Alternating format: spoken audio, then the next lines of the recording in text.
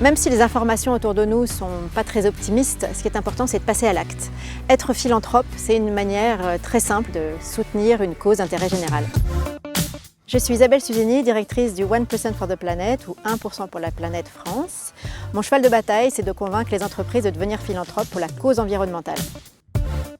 Les entreprises membres du 1% ont une formidable conviction commune qui est qu'elles sont en partie responsables de la crise environnementale, mais qu'elles peuvent aussi agir avec leur business. On a aujourd'hui 350 membres français, entreprises membres, 500 associations récipiendaires. C'est la marque Caudalie, l'entreprise Léa Nature, évidemment Patagonia qui est le membre fondateur.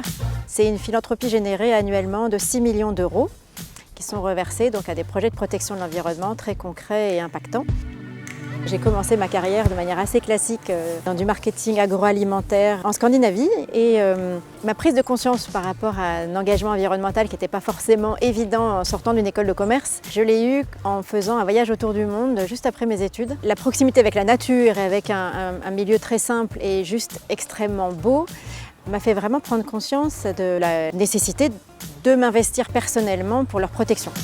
Ce qui m'a probablement beaucoup construit dans le cadre de mes études à l'ISC, c'est la liberté qui était offerte aux étudiants dès le départ et le fait de les impliquer très rapidement dans des associations. C'était une grande autonomie donnée à des personnes qui sont très jeunes et qui forgent vraiment le caractère et qui nous forcent à être autonomes.